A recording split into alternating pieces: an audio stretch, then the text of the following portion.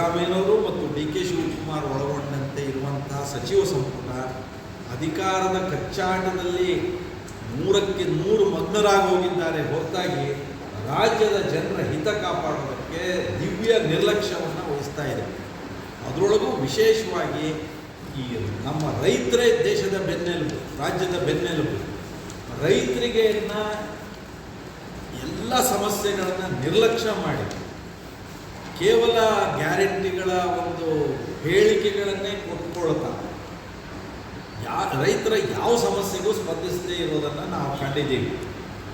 ಇದರೊಳಗೆ ನಾವು ರಾಜ್ಯ ಮಟ್ಟದಲ್ಲಿ ಬಹಳ ಮುಖ್ಯವಾಗಿ ರೈತರ ಸಮಸ್ಯೆಗಳ ಬಗ್ಗೆ ನಮ್ಮ ರಾಜ್ಯಾಧ್ಯಕ್ಷರಾದ ಶ್ರೀಯುತ ವಿಜಯೇಂದ್ರ ಅವರ ಅಧ್ಯಕ್ಷತೆಯಲ್ಲಿ ಪ್ರಾರಂಭದಿಂದಲೂ ಈ ರೀತಿಯ ಎಲ್ಲ ವಿಷಯದಲ್ಲಿ ನಮ್ಮ ಹೋರಾಟಗಳು ನಡೆದಿದೆ.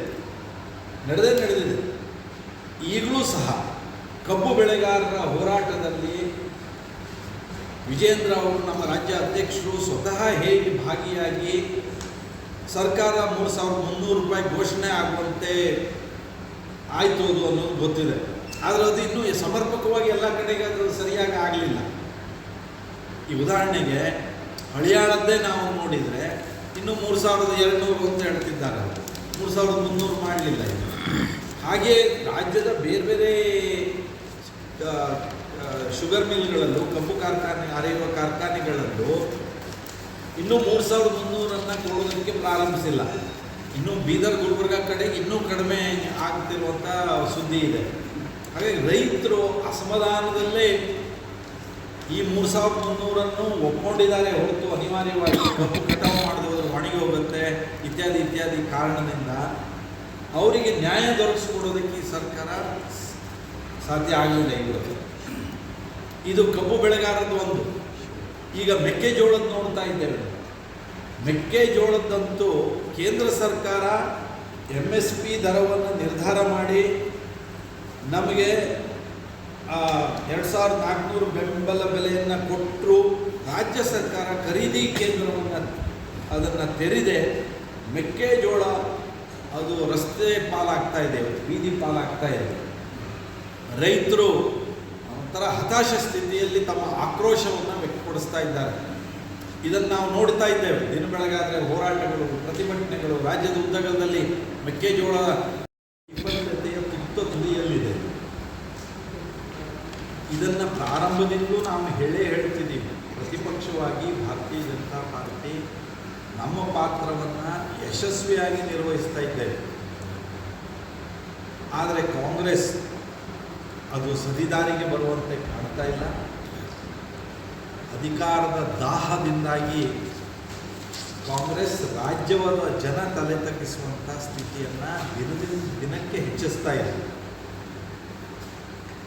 ಈ ಸರ್ಕಾರದ ಪ್ರಾರಂಭದಿಂದಲೂ ಭ್ರಷ್ಟಾಚಾರ ಇವರ ಮೊದಲ ಅಜೆಂಡಾ.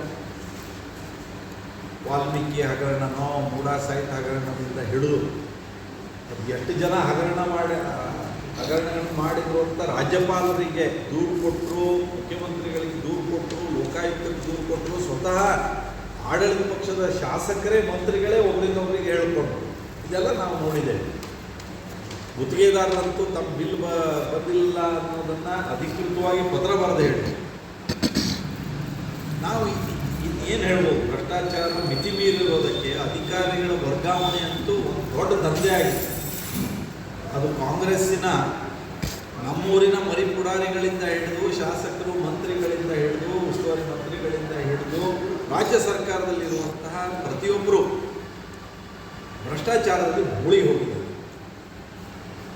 ಮತ್ತು ಹಣದಿಂದ ಜನರನ್ನು ನಾವು ಅದನ್ನು ನಿರ್ವಹಣೆ ಮಾಡಬಹುದು ಅನ್ನುವಂತಹ ತಪ್ಪು ಕಲ್ಪನೆಯಲ್ಲಿ ಇಲ್ಲ ಸಲ್ಲದ ಮಾರ್ಗದಲ್ಲಿ ಹಣವನ್ನು ಜನತೆಗೆ ಕೊಡುವಂತಹ ಒಂದು ಓಲೈಕೆಯ ರಾಜಕಾರಣ ಮಾಡ್ತಿದ್ದಾರೆ. ಇದೆಲ್ಲ ನೋಡಿದ್ದೀವಿ. ಭ್ರಷ್ಟಾಚಾರ ಮಿತಿ ಮೀರಿರೋದನ್ನು ಯಾವ ಇಲಾಖೆಗೆ ಹೋಗಿ ಎಲ್ಲೋಗಿ ಭ್ರಷ್ಟಾಚಾರ ಮಿತಿ ಮೀರಿದೆ. ಎರಡನೇದು, ಅಭಿವೃದ್ಧಿಗೆ ಏನೇನೂ ಹಣ ಬರ್ತಾ ಇಲ್ಲ. ಹಿಂದೆ BJP ಸರ್ಕಾರದಲ್ಲಿ ಮಾಡಿರೋ ಕೆಲಸಗಳೇ ಆಗ್ತಾ ಇದೆಯೇ ಹೊರತು ಹೊಸದಾಗ್ತಾ ಇಲ್ಲ. ಹಿಂದೆ ರೂಪಾಲಿ ನಾಯ್ಕ ಅವರು ಅವ್ರ ಕ್ಷೇತ್ರದಲ್ಲೋ, ದಿನಕರ್ ಶೆಟ್ಟಿಯವರು, ಸುನಿಲ್ ನಾಯ್ಕರು, ಇಲ್ಲಿ ನಾನು ಯಾರ್ಯಾರು ನಾವೆಲ್ಲ ಇದ್ದೀವೋ ನಮ್ಮ ಕ್ಷೇತ್ರದಲ್ಲಿ ಹಿಂದೆ ನಮ್ಮ ಸರ್ಕಾರ ಕೊಟ್ಟಿದ್ದೇ ಆಗ್ತಾ ಇದೆ. ಇನ್ಕ್ಲೂಡಿಂಗ್ ಹಳಿಯಾಳದಲ್ಲೂ ನಮ್ಮ ಸರ್ಕಾರ ಕೊಟ್ಟಿದ್ದಂತೆ ಕೆಲಸ ಆಗ್ತಾ ಇದೆ. ಬಿಟ್ಟರೆ ಹೊಸ ಕಾಮಗಾರಿಗಳನ್ನು ತಂದು ನಾವೇನೋ ಮಾಡಿದ್ವಿ ಅನ್ನುವಂತಹ ಮಾತುಗಳು ಸರ್ಕಾರದಲ್ಲಿ ಇಲ್ಲ. ಅಭಿವೃದ್ಧಿಗೆ ಹಣ ಇಲ್ಲ. ಅಭಿವೃದ್ಧಿ ಸಂಪೂರ್ಣವಾಗಿ ನಿರ್ಲಕ್ಷ್ಯ ಆಗಿದೆ. ಜನಹಿತ ಮರೆತಿದ್ದಾರೆ. ಈ ಅಲ್ಪಸಂಖ್ಯಾತರ ತುಷ್ಟೀಕರಣ ಇದೆಯಲ್ಲ, ಓಲೈಕೆ, ವಿಧಾನಸೌಧದಲ್ಲೂ ಪಾಕಿಸ್ತಾನ್ ಜಿಂದಾಬಾದ್ ಅಂತ ಹೇಳ್ತಾರೆ. ನೀವು ಎಲ್ಲಿ ಬೇಕಾದರೂ ಏನು ಬೇಕಾದರೂ ದೇಶದ್ರೋಹಿ ಚಟುವಟಿಕೆಗಳು ನಡೀಬಹುದು.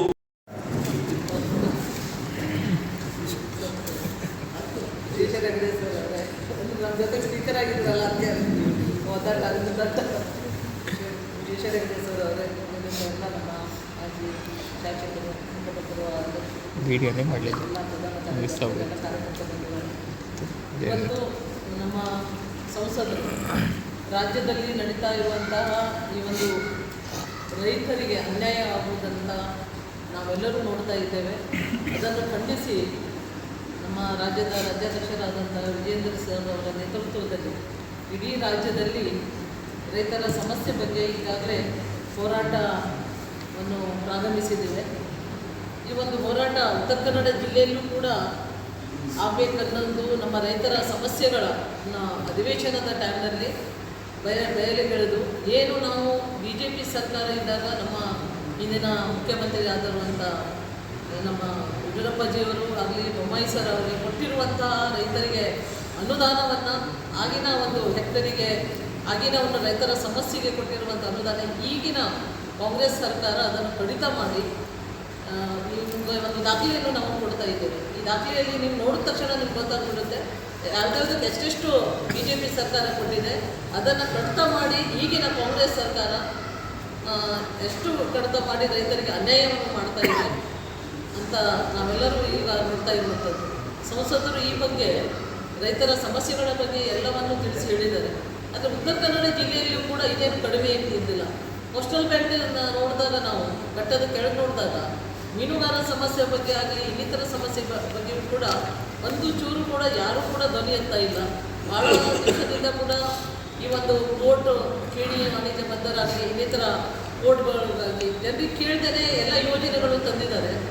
ಆದರೆ ಈ ಘಟ್ಟದ ಮೇಲೆ ನೋಡ್ಲಿಕ್ಕೆ ಹೋದರೆ ಇವತ್ತು ಹಳಿಯಾಳ, ಮುನ್ಗೋಡೆ, ಮೆಕ್ಕೆಜೋಳ ಆಗಲಿ, ಇನ್ನಿತರ ತೆಂಗು, ಮಾವು ಈ ಥರದಲ್ಲಿ ಮತ್ತು ಅಡಿಗೆ ತೋಟಗಾರರ ಸಮಸ್ಯೆ, ಬೆಳೆಗಾರರ ಸಮಸ್ಯೆ ಕೇಳುವಂಥವರೇ ಯಾರಿಲ್ಲಾಗಿದೆ. ಅಂಥ ಪರಿಸ್ಥಿತಿಯಲ್ಲಿ ಇವತ್ತು ಈ ಒಂದು ರಾಜ್ಯ ಸರ್ಕಾರ ಒಂದು ಕುರ್ಚಿಗಾಗಿ ಕಚ್ಚಾಟ ನಡೀತಾ ಇದೆ ಹೊರತು ಈಗಾಗಲೂ ಕೂಡ ನೋಡ್ತಾ ಇದ್ದೀವಿ. ನಾವು TV ಆನ್ ಮಾಡಿದ್ರೆ ಸಾಕು, ಸಿದ್ದರಾಮಯ್ಯ ಸರ್ CM ಮುಂದುವರಿತಾರೋ ಅಥವಾ DKG ಮುಂದಾಗ್ತಾರೋ ಇದೇ ಒಂದು ನೋಡ್ತಾ ಇದ್ದೇವೆ. ಇಷ್ಟು ದಿನದಲ್ಲಿ ಯಾರೋ ಒಬ್ಬರು ಆ ರೈತರು ಉರಿ ಬಿಸಿಲಿನಲ್ಲಿ ಕೂತ್ಕೊಂಡು ಹೋರಾಟ ಮಾಡ್ತಾ ಇದ್ದಾರೆ. ಯಾರೊಬ್ಬರು ಕಣ್ಣೆತ್ತಿ ಅವರ ಅಹವಾಲುಗಳನ್ನು ಸ್ವೀಕರಿಸಿದ್ರು ಯಾರು ಮುಂದೆ ಬರ್ತಾ ಇಲ್ಲ. ನಮ್ಮ ರಾಜ್ಯದ ರಾಜ್ಯಾಧ್ಯಕ್ಷರು ಈಗಾಗಲೇ ಏನು ಕರೆ ಕೊಟ್ಟಿದ್ದಾರೆ ರೈತರ ಈ ಸಮಸ್ಯೆಗಳನ್ನು ಬಗೆಹರಿಸಲಿಕ್ಕೆ. ನಾವು ರಾಜ್ಯಾದ್ಯಂತ ವಿಧಾನಸಭಾ ಕ್ಷೇತ್ರವಾದ ಎಲ್ಲ ಕಡೆಗೆ ನಾವು ಈ ಹೋರಾಟವನ್ನು ಮಾಡ್ತಾ ಇದ್ದೇವೆ. ಜಿಲ್ಲೆಯ ಒಂದು ಹೋರಾಟವನ್ನು ನಾವು ಶಿರ್ಷೆಯಲ್ಲಿ ನಾಡ್ದು ಇಟ್ಕೊಂಡಿದ್ದೇವೆ. ಆ ಒಂದು ನಿಟ್ಟಿನಲ್ಲಿ ರಾಜ್ಯ ಸರ್ಕಾರದ ಈ ಒಂದು ಏನಂದರೆ ಭ್ರಷ್ಟಾಚಾರ ಅಂತ ಹೇಳ್ಕೊಂಡು ಹಿಂದೆ ಏನು ಇವರು ಸುಳ್ಳನ್ನೇ ಸತ್ಯವಾಗಿ ಮಾಡಿಸಿದ್ರು, 40% ಭ್ರಷ್ಟಾಚಾರ ಮಾಡಿದ್ದಾರೆ.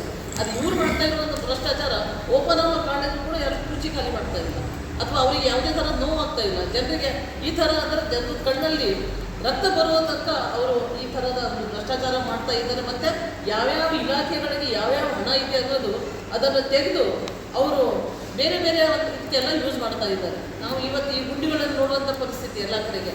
ನಾವೇನು ಕೆಲಸ ಮಾಡಿದ್ವಿ ಹಿಂದೆ, ನಾನು ಶಾಸಕರಾಗಿ, ನಾವು ನಮ್ಮ ಕಾಗೇರಿ ಸರ್ ಶಾಸಕರಾಗಿ, ನಾವೆಲ್ಲರೂ ಶಾಸಕರಿದ್ದಾಗ ಏನು ಕೆಲಸ ಮಾಡಿದ್ರು ಆ ಕೆಲಸವನ್ನೇ ಇವತ್ತು MLAಗಳು ಅಲ್ಲಿ ಹೋಗಿ ಕ್ಯಾನ್ಸಲ್ ಮಾಡಿ ನಾವು ತಂದಿದ್ದೀವಿ ಅಂತ ಆ ಒಂದು ಆದೇಶ ಸುತ್ತಲ್ಲಿ ಓಡಿಸ್ಲಿಕ್ಕೆ ಅಲ್ಲಿ ಕ್ಯೂ ನಿಂತ್ಕೊಂಡಿದ್ದಾರೆ ತಮ್ಮ ಸರ್ಕಾರದಲ್ಲಿ. ಅಥವಾ ಹೊಸದಾಗಿ ತಾವೇನು ಕೆಲಸವನ್ನು ತಂದಿದ್ದಾರೆ ಅಂತ ಅದರ ಆದೇಶ ಸುತ್ತಲ್ಲಿ ಇನ್ನೂ ತನಕ ಯಾರಿಗೂ ಕೊಡ್ತಾ ಇಲ್ಲ. ಅದರಿಂದ ಈ ಹೋರಾಟ ತೀವ್ರವಾದ ಹೋರಾಟ, ಬಡವರಿಗೆ ಆಗಲಿ ರೈತರಿಗಾಗಲಿ ಅನ್ಯಾಯ ಆಗ್ತಾ ಇರೋದು ತಡೆಗಟ್ಟುವಲ್ಲಿ ನಾವು ಭಾರತೀಯ ಜನತಾ ಪಾರ್ಟಿಯಿಂದ ಮುಂಬರುವ ದಿನದಲ್ಲಿ ಅಧಿವೇಶನದಲ್ಲೂ ಕೂಡ ಇದರ ಬಗ್ಗೆ ಜೋರಾದ ಒಂದು ಹೋರಾಟ ಇರುತ್ತೆ. ಮತ್ತು ರಾಜ್ಯ ಮಟ್ಟದಲ್ಲೂ ಒಂದು ಹೋರಾಟ ನಾವು ಬೆಳಗಾವಿಯಲ್ಲಿ ಮಾಡೋದಂತ ಈಗಾಗಲೇ ನಿರ್ಣಯ ಆಗಿದೆ. ಅದಕ್ಕಾಗಿ ನಮ್ಮ ಸಂಸದರು ಅವರ ಮಗಳ ಮದುವೆ ಮತ್ತು ನಮ್ಮ ಜಿಲ್ಲಾಧ್ಯಕ್ಷರ ಮದುವೆ ಇದ್ದರೂ ಕೂಡ ಪಾಪ ಅವರು ಇವತ್ತು ಬಂದು ನಮ್ಮ ಜೊತೆಗೆ ಇಲ್ಲೇ ಮಾಡಬೇಕಂತ ಹೇಳ್ಕೊಂಡು ನಾನು ಕೂಡ ನಿನ್ನೆ ಕೃಷಿ ಮಾರುಕಟ್ಟೆ ಎಲ್ಲಿದ್ದಾರೆ ಮೀನುಗಾರಿಕಾ ಮಂತ್ರಿ.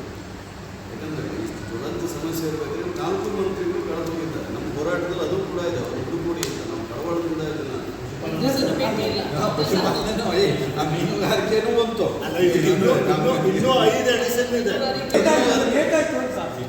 ವೀಕ್ಷಕ ಮಹಾಪ್ರಭುಗಳೇ, ನಮ್ಮ ಚಾನಲ್ ಅನ್ನು ಸಬ್ಸ್ಕ್ರೈಬ್ ಮಾಡಿ, ಶೇರ್ ಮಾಡಿ, ಪ್ರೋತ್ಸಾಹಿಸಿ.